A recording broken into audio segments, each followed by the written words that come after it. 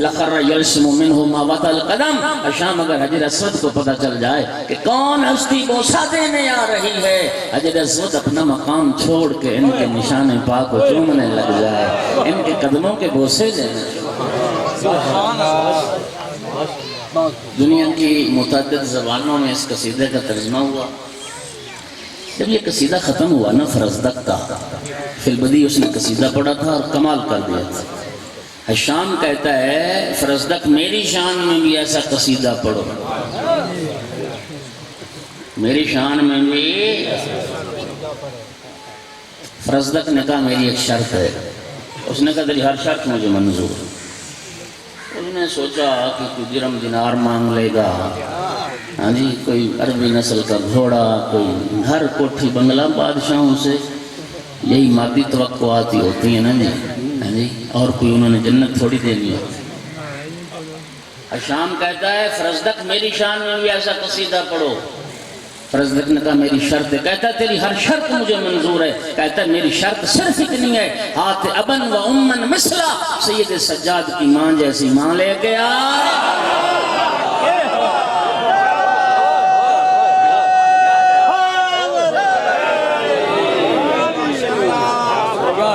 سید سجاد کے باپ جیسا باپ لے کے کیا کر سکتا تھا؟ زندان میں ڈال دیا، زندان بھیج دیا. 1000 دینار سالانہ وظیفہ ملتا تھا.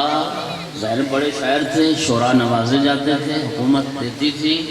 وہ وظیفہ بھی بند ہو گیا. مکہ مدینہ کے درمیان ایک مقام پر زندان میں ڈالا. میرے جملے پہ غور کرنا. مولا سجاد علیہ السلام کو جب اطلاع ہوئی تو میرے آقا نے فرزدق کی باقی ماندہ زندگی کا پورا حساب لگا کے اکٹھے 12,000 دینار بھجوائے. غلام دینار لے کے آیا. فرزدق نے قبول کرنے سے انکار کر. فرزند رسول کی خدمت میں عرض کرنا، ابن رسول اللہ، میں نے یہ قصیدہ مال دنیا کے لالچ میں نہیں پڑھا. مال دنیا کے لالچ میں نے یہ قصیدہ، تو میں اس مقام پہ کہا کرتا ہوں ذاکر ہو تو ایسا، ذاکر ہو تو ایسا. دینار لے کے غلام واپس آئے. مولا سجاد علیہ السلام نے پھر بھیجا، فرمایا جا کے فرزدق سے کہہ دو ہم آل محمد کے گھرانے والے جو شے عطا کر دیا کرتے ہیں وہ واپس نہیں لیا کرتے. یہ دینار قبول کرے، تمہیں ان کی ضرورت پیش آئے گی، تیری جنت کا بھی میں سجاد ہوں.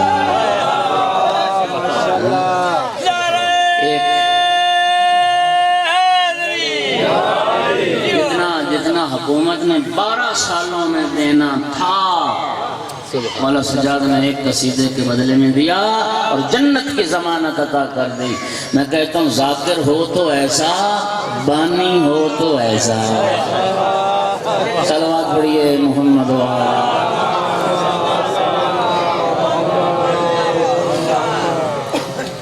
بس دامن وقت میں گنجائش نہیں رہ گئی. ربی صاحب تشریف لے آئے ہیں، ابھی تو پڑھنا تھا بہت سارا. تو شام ایک ایسا علاقہ ہے جس پر بنی امیہ کا 40 سال سے زیادہ اقتدار رہا. ذرا سنیے گا. پہلا جو گورنر شام پر متعین ہوا وہ یزید بن ابو سفیان، معاویہ کا بڑا بھائی تھا، جو حضرت ابوبکر کے زمانے میں شام پر گورنر بنایا. یزید بن ابو سفیان کے مرنے کے بعد پھر معاویہ بن ابو سفیان گورنر بنا. 20 سال بطور گورنر حاکم رہا. پھر مولا امیر المومنین علیہ السلام کی شہادت کے بعد یہ پھر خود سارے عرب کا حاکم بن بیٹھا. پھر 20 سال اس کا اقتدار رہا. سن 60 ہجری میں پھر یہ مرا ہے. اتنا لمبا عرصہ اقتدار رہا. ذرا غور کیجیے. بسم اللہ. اور یہ عرصہ 40 سال نہیں، 40 سال تو صرف معاویہ کا اقتدار ہے. یہ 50 سال کا اقتدار بنتا ہے. میں یزید سے پہلے کی بات کر رہا ہوں، سن 60 ہجری تک. 11 ہجری میں حضرت ابوبکر کے زمانے سے اگر آپ کریں تو 60 ہجری تک 50 سال بنتے ہیں نا، تو 50 سال اقتدار رہا، اور اس 50 سال میں آل محمد علیہ السلام کے گھرانے کی کوئی ہستی شام نہیں گئی۔ اور اس عرصے میں کیا کیا گیا، شامیوں کے ذہنوں میں اہل بیت رسول کے خلاف زہر بھرا گیا، بالخصوص اہل بیت رسول کے خلاف، بالاخص مولا علی علیہ السلام اور اولاد علی علیہ السلام کے بارے۔ آپ حیران ہو جائیں گے، مولا علی کا نام رکھنا، مولا علی کے نام پہ نام رکھنا بچوں کا یہ جرم تھا۔ مولا علی علیہ السلام کی فضیلت میں کوئی حدیث بیان کرنا جرم تھا، جو حدیث بیان کرے اس کی گردن اڑا دو۔ عبداللہ ابن عباس کے چھوٹے بھائی عبید اللہ ابن عباس کے 2 بچے ماں کی گود میں قتل کر دیے گئے، صرف علی نام رکھنے کے جرم میں۔ زندان تھے، کوڑے تھے، قتل تھا، یہ سزا تھی۔ اور اتنا جاہل رکھا گیا شام والوں کو مولا علی علیہ السلام کے فضائل اور مناقب سے کہ جب خبر شہادت مولا امیر المومنین کوفہ میں پہنچی، معذرت چاہتا ہوں کوفہ سے شام میں پہنچی تھی، تو شام کے لوگ حیران ہو کے کہتے تھے یہ جو کہا گیا کہ علی محراب مسجد میں قتل ہو گئے، علی کا مسجد سے تعلق کیا ہے؟ مجھے لفظ زیب نہیں دیتے، میں عرض کروں کہ معاویہ نے اور بنی امیہ نے کیا تعارف کروایا ہوا تھا مولا علی کا شام کے لوگوں کے سامنے، کوئی ہستی اس عرصے میں نہیں تھی۔ سب و شتم ہوتا رہا، 90 سال تک ممبروں سے مولا علی کو گالیاں دی جاتی رہیں، نماز جمعہ کا خطبہ مکمل نہیں ہوتا تھا جب تک مولا علی علیہ السلام اور جناب حسنین کریمین علیہ السلام پر سب و شتم نہ کر لیں، گالیاں نہ دے لیں۔ اللہ جانتا تاریخ کہتی ہے ایک خطیب جمعہ کے خطبے میں مولا علی پہ سب کرنا بھول گیا، گالیاں دینا بھول گیا، جمعہ پڑھا کے نکلا، کچھ فاصلہ طے کر چکا، اسے یاد آیا کہ آج تو میں نے خطبہ جمعہ میں علی کو گالیاں نہیں دیں۔ اس نے یہ جو غلطی ہو گئی، اس نے کفارے کے طور پہ مسجد بنوائی کہ میرا اللہ میرا یہ کفارہ قبول کر لے کہ آج میں نے علی کو گالیاں کیا۔ پتہ نہیں میں بات سمجھا سکتا۔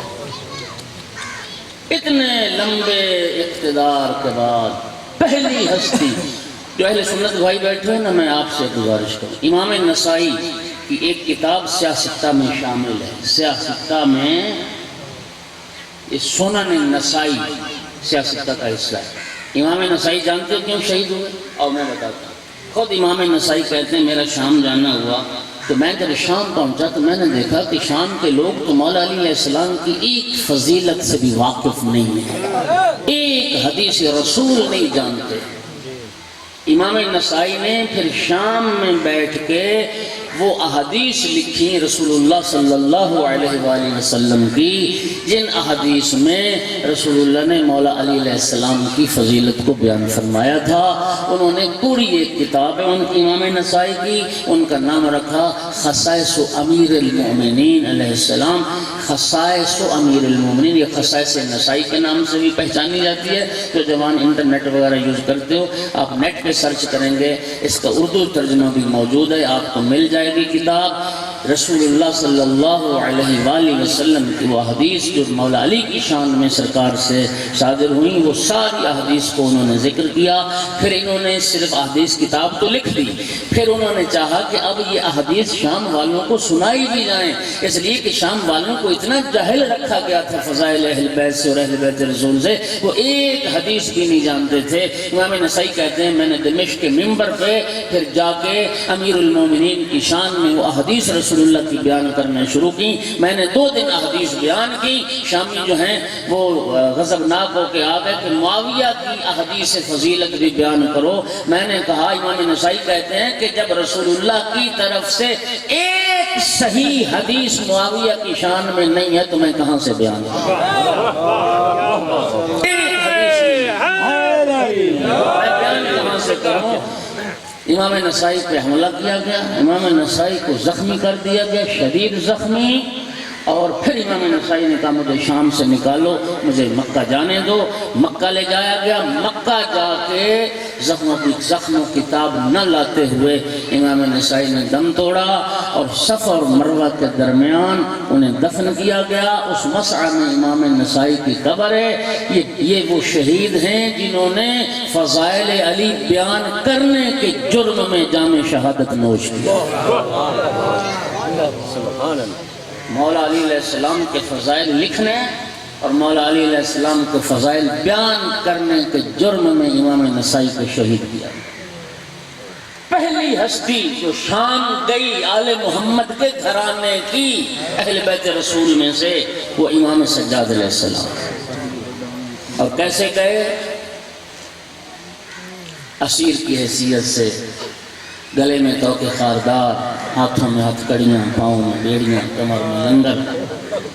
اور جب اسیران آل محمد کا قافلہ شام کے بازار میں داخل ہوا، شامیوں کو تو بتایا گیا تھا نا کہ یزید جیت گیا ہے اور باغیوں سے جنگ تھی اور قیدی آ رہے ہیں۔ اللہ جانتا ہے جب شام والوں نے سید سجاد علیہ السلام کے نورانی چہرے کو دیکھا، حکومت کی سنی باتوں پہ انہیں یقین نہیں آیا۔ ان کا تجسس بڑا نورانی، یہ پروقار چہرے، یہ پرہیبت چہرے۔ جب انہیں دیکھتے تھے ان کا تجسس بڑھتا تھا۔ کہتے تھے ہمیں غلط بتایا گیا، یہ عام قیدی نہیں، یہ تو کسی شریف اور معزز گھرانے کے فرد لگتے۔ پھر مولا سجاد سے سوالات ہوا۔ اب اگر مقتل کا کریں نا مطالعہ، بازار شام میں مولا سجاد سے سوال بڑھے۔ ایک سامنے آتا ہے قیدی، اپنا تعارف تو کروائیں، آپ کون ہیں؟ فرمایا انا علی بن الحسین۔ ایک شامی بڑا، آپ کس خاندان سے تعلق رکھتے ہیں؟ مولا نے فرمایا میں اہل بیت رسول میں سے ہوں۔ شامی حیران ہو کے کہتا ہے ہمیں تو بتایا گیا تھا کہ یزید اور معاویہ اہل بیت رسول ہے، کیا یزید اور معاویہ کے علاوہ بھی کوئی اہل بیت رسول ہے؟ پھر ایک شامی نے جب تعارف پوچھا، آقا نے فرمایا شیخ تو نے قرآن پڑھا ہے؟ کہتا ہے ہاں میں نے قرآن پڑھا ہے۔ مولا نے فرمایا تو نے قرآن میں یہ آیت پڑھی ہے انما یرید اللہ لیذھب عنکم الرجس اہل البیت ویطہرکم تطہیرا۔ کہتے میں نے پڑھی، آقا نے فرمایا یہ آیت ہماری شان ہے۔ قل لا اسألکم علیہ اجرا الا المودۃ فی القربى۔ اے شیخ تو نے آیت پڑھی؟ کہتا ہے پڑھی، فرمایا یہ آیت ہماری شان میں آئی۔ شام والوں کی آنکھیں کھلتی چلی گئیں۔ پھر ایک شامی اور آگے بڑھا، عرض کی اے قیدی آپ بتا سکتے ہیں آپ کا وطن کون سا ہے، کہاں کے رہنے والے؟ میرے مولا نے پتہ کیا جواب دیا؟ میرے آقا نے فرمایا اے شامی آج اگر تو میرے ساتھ مدینہ میں ہوتا، میں تجھے دکھاتا میرے گھر میں ابھی تک میرے گھر کی دیواروں پر جبرائیل کے پروں کے نشان موجود ہیں۔ آج تو میرے ساتھ مدینہ میں ہوتا، میرے گھر کی دیواروں پر ابھی تک جبرائیل کے پروں کے نشان موجود ہیں۔ میں اس گھرانے کا فرد ہوں جس گھرانے میں قرآن آیا، جس گھرانے میں وحی آتی تھی، جس گھر میں جبرائیل آتی تھی۔ پہلی ہستی شام گئی۔ خواہش کی تھی بھائی نے اب 2 جملے میں سناتا ہوں، زیادہ ٹائم نہیں۔ یقین فرمائیے شہیدان کربلا کے خون پہ پردہ ڈال دیا جاتا، انہیں بھی پروپیگنڈا چھپا دیا جاتا۔ آپ ذرا اندازہ کریں کہ پوری دنیا میں کس شان و شوکت کے ساتھ مظلوم کربلا کا ہر سال غم منایا جاتا ہے اور سارا سال مجلسیں رہتی ہیں، اس کے باوجود یزید کے نمک خوار پیدا ہو گئے، اس کے باوجود یزید کے دفاع کرنے والے پیدا ہو گئے۔ آپ بتائیے اگر یہ سارا اہتمام نہ ہوتا تو پھر واقعہ کربلا کا تو بالکل ہی انکار کر دیا جاتا ہے۔ اور آج بھی موجود ہیں، وہ ایک لال داڑھی والا مکے میں بیٹھ کے جھوٹ بولتا ہے، وہ کہتا ہے کہ یہ تاریخ کا سب سے بڑا جھوٹا واقعہ ہے۔ ایک ادھر بندیالوی پھر رہا ہے وہ یزید کی ناجائز اولاد، اور کتنے لوگ ایسے پھر رہے ہیں باوجود اس کے کہ پوری کائنات مولا مظلوم کربلا کی شہادت کو منا رہی ہے، اور پھر بھی وہ یزیدی کہہ رہے ہیں کہ نہیں یہ واقعہ جھوٹ ہے اور اس میں حقیقت کوئی۔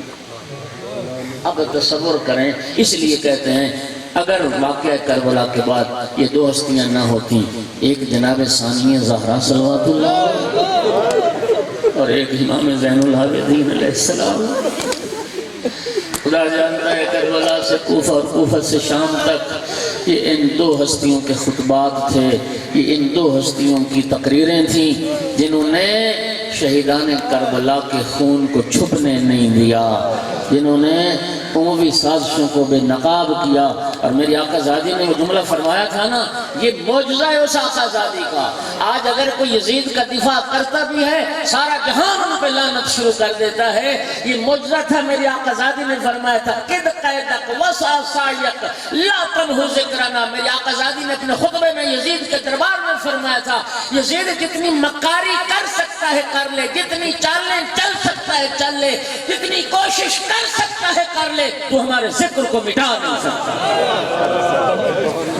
تو ہمارے ذکر کو مٹا نہیں سکتا ہے۔ جو کرنا ہے تو کر لے، یہ حسین کا ذکر زندہ رہے گا، حسین کا ذکر تابندہ رہے گا، مولا کا ذکر پائندہ رہے گا۔ یہ ان دو ہستیوں کے خطبات۔ جامع اموی جو حضرات شام گئے ہیں آپ نے دیکھا ہے وہ کتنا بڑا وہ ان کی مسجد ہے، جامع اموی کہلاتی ہے۔ جمعہ کا دن تھا، مسجد کھچا کھچ بھری ہوئی تھی، اسیران آل محمد شام میں پہنچے ہوئے تھے، امام سجاد علیہ السلام موجود تھے جامع اموی مسجد میں۔ یزید ملعون نے اپنے درباری خطیب سے کہا کہ منبر پہ جا یزید اور معاویہ کی تعریف کر، علی اور اولاد علی مولا حسین علیہ السلام کی شان میں جتنی گستاخی کر سکتا ہے وہ گستاخی کر۔ درباری خطیب منبر پہ گیا، جمعہ کا دن تھا، مسجد کھچا کھچ بھری تھی، امام سجاد علیہ السلام اسیر کی حیثیت سے موجود تھے۔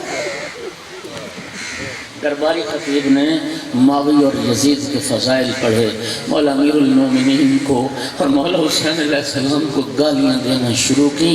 اس وقت میرے مولا سجاد علیہ السلام نے ایسی روبدار اور گرجدار آواز سے ایک جملہ فرمایا، ایھا الویلکا یا ایھا الخاطب قد اشتریت مرضات المخلوق لسخط الخالق۔ اور درباری خطیب، لوگوں کو راضی کرنے کے لیے تو اللہ کا غضب خرید رہا، تو نے خدا کی ناراضگی کو خریدا لوگوں کی رضا کے بدلے میں۔ فَتَّبَوَّ مَقْعَدَكَ فِي النَّارِ، اور تو نے اپنا ٹھکانہ جہنم بنا لیا، تو نے اپنا ٹھکانہ جہنم بنا لیا۔ مولا نے یزید کی طرف رخ کیا، فرمایا یا یزید اذن لی حتی اسعد هذه الاعواد فاتکلم للہ بکلمات للہ فیہ رضا ولہؤلاء اجر وثواب۔ اے یزید مجھے بھی اجازت دے میں اس لکڑیوں کے مجموعے پہ چڑھ کر کچھ ایسا کلام کروں جس سے اللہ راضی ہو جائے، سننے والوں کو اجر اور ثواب ملے۔ اللہ اکبر اللہ اکبر۔ یزید نے کہا کہ نہیں، یزید کا بیٹا معاویہ بن یزید، اس نے باپ سے کہا، اصرار کیا کہ نہیں، اس قیدی کو اجازت دی جائے، ہم سننا چاہتے ہیں کہ یہ قیدی کیا کہنا چاہتا ہے، یہ قیدی کیا کہے گا، اور یہ کر بھی کیا سکتا ہے، ہمارا قیدی ہے، آخر زنجیروں میں جکڑا ہوا ہے۔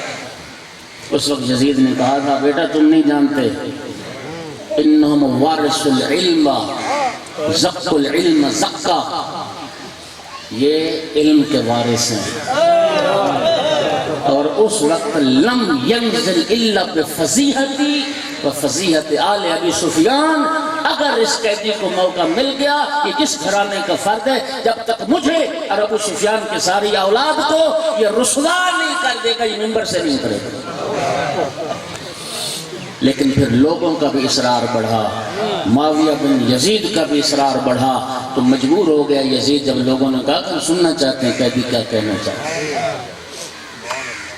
مولا سجاد علیہ السلام کو بالآخر مجبور ہو گیا، اجازت مل گئی، اور میرے آقا پھر منبر پر جلوہ افروز ہوئے۔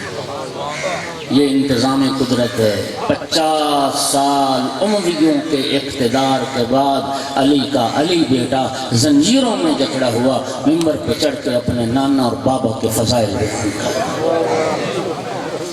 میرے آقا منبر پہ ایھا الناس من عرفنی فقد عرفنی ومن لم یعرفنی انبعت بحسبی ونسبی۔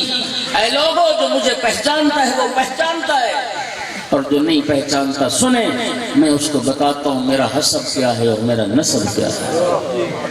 ایھا الناس اوتینا ستا وفضلنا بسبع، اور دنیا والوں سنو، اللہ نے ہمارے گھرانے کو 6 چیزیں ایسی عطا فرمائی ہیں جو کائنات میں کسی کو عطا نہیں فرمائی۔ اوتینا العلم، شام والوں سنو، علم ہمیں عطا کیا گیا ہے۔ والحلم، حوصلہ، علم، بردباری ہمیں عطا کی گئی ہے۔ والفصاحت، فصاحت و بلاغت ہمیں عطا کی ہے۔ والسماحت، سخاوت ہمیں عطا کی گئی ہے۔ والشجاعت، والشجاعت، جرأت و بہادری ہمیں عطا کی گئی ہے۔ اور فرمایا والمحبت فی قلوب المؤمنین، اور مومنوں کے دلوں میں محبت بھی اللہ نے ہمارے گھرانے کی رکھ دی ہے۔ فضلنا بسبع، اور شام والوں سنو، 7 شخصیات کی مدد سے اللہ نے ہمارے گھرانے کو فضیلت عطا کی۔ بین من النبی المختار محمد مصطفیٰ صلی اللہ علیہ وآلہ وسلم، اللہ نے نبی بنایا، وہ ہمارے گھرانے سے تعلق رکھتا ہے۔ ومن الصدیق، صدیق اکبر میرے جد امیر المومنین علی، وہ ہمارے گھرانے سے ہیں۔ ومن الطیار، جعفر طیار ہمارے گھرانے سے ہے۔ ومن اسد اللہ، اسد رسول، اللہ کا شیر، اللہ کے رسول کا شیر جناب حمزہ، وہ ہمارے گھرانے سے ہے۔ ومن سبط هذه الامہ، اس امت کے سبطین جناب حسنین کریمین ہمارے گھرانے سے ہے۔ ومنا مہدی هذه الامہ، اس امت کا مہدی بھی ہمارے گھرانے سے ہے۔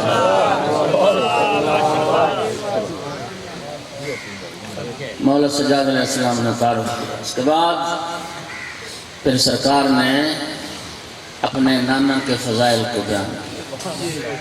ایھا الناس، پہلے اپنے فضائل، انا ابن زمزم و منا، انا ابن مکہ و منا و انا ابن زمزم و صفا۔ شام والوں سنو، میں فرزند مکہ ہوں، میں فرزند منا ہوں، میں زمزم کا بیٹا ہوں، میں صفا کا فرزند ہوں، میں اس رسول کا بیٹا ہوں جس نے چادر سے حجر اسود کو اٹھا کے اپنے مقام پر نصر کیا تھا۔ انا ابنو من دنا فتدلا فقان قاب قوسین وادنا، میں اس کا بیٹا ہوں جسے شب معراج عرش پہ لے جایا گیا، اور جو کعبہ قوسین یا اس سے بھی کم فاصلے پہ رب سے جس نے ملاقات کی۔ انا ابن علی المرتضی، میں علی مرتضی کا بیٹا ہوں۔ انا ابن خیر من لبا وحجا، میں اس کا بیٹا ہوں جس نے سب سے بہترین حج کیا اور سب سے پہلے لبیک کہی ہے۔ میں اس کا بیٹا ہوں جس نے خدا و رسول کے سامنے سب سے پہلے لبیک کہی ہے۔ میں اس کا بیٹا ہوں قاتل الناقصین والمارقین والقاسطین، جو جمل میں لڑا، جو صفین میں لڑا، جو نہروان میں لڑا۔ میں اس علی کا بیٹا ہوں حاجر الہجرتین بایا البیعتین، جس نے 2 ہجرتوں میں حصہ لیا، جس نے دونوں بیعتوں میں حصہ لیا۔ میں اس کا بیٹا ہوں جس نے 2 نیزوں سے جنگ کی اور 2 تلواروں سے جنگ کی۔ میں اس کا بیٹا ہوں جو رسول اللہ کے مددگار، اور میں اس کا بیٹا ہوں جس نے ہر میدان میں رسول کے علم اسلام کو بلند رکھا۔ انا ابن خدیجۃ الکبریٰ، میں خدیجۃ الکبریٰ کا بیٹا ہوں۔ انا ابن فاطمہ الزہراء، میں فاطمہ زہرا کا لال ہوں۔ انا ابن المظلوم کربلا، میں مظلوم کربلا کا بیٹا ہوں۔ میں اس کا بیٹا ہوں جس کو فرات کے کنارے پیاسا ذبح کیا گیا۔ انا ابن المجزور الراس من القفا، میں اس کا بیٹا ہوں جس کو پس گردن سے ذبح کیا گیا۔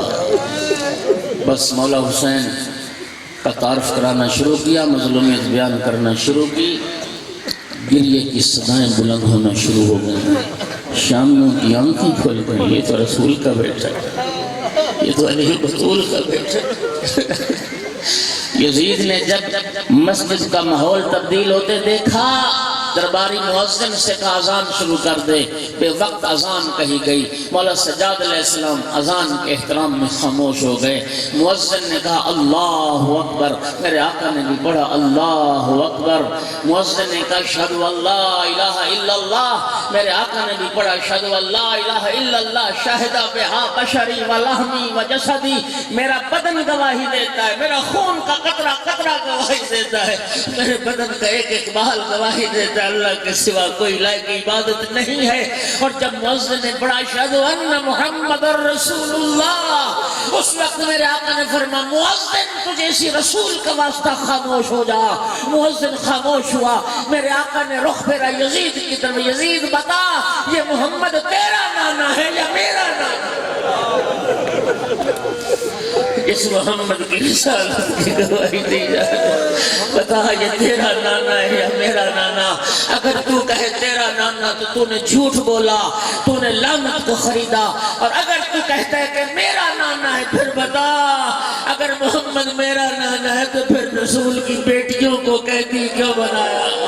رسول کی بیٹیوں کے ہاتھوں میں رسل کیوں پہنا ہے؟ کیا منہ دکھائے گا قیامت کے دن؟ عزادارو یہ وہ خطبہ تھا. یزید بھاگنے پہ مجبور ہو گیا اور لعنت یزید پہ شروع ہو گئی. لوگوں میں بیداری کی لہر اٹھ گئی اور عزادارو لوگ گریہ کر رہے تھے. اور یہ وہ خطبہ تھا مولا سجاد کا. اس خطبے کے بعد یزید پھر آل رسول کو شام میں زیادہ دیر قید نہیں رکھ سکا اور آل رسول کو آزاد کرنے پہ مجبور ہو گیا. میرے دوستو یہ خطبہ تھا. اب دامنہ وقت میں گنجائش نہیں. میرے بعد ملک کے بہترین مصائب خان تشریف فرمائیں. خدا وند عالم سے یہی دعا ہے اللہ تعالی ہمیں ائمہ کی معرفت عطا فرمائے، ہمیں ائمہ کی سیرت پہ چلنے کی توفیق.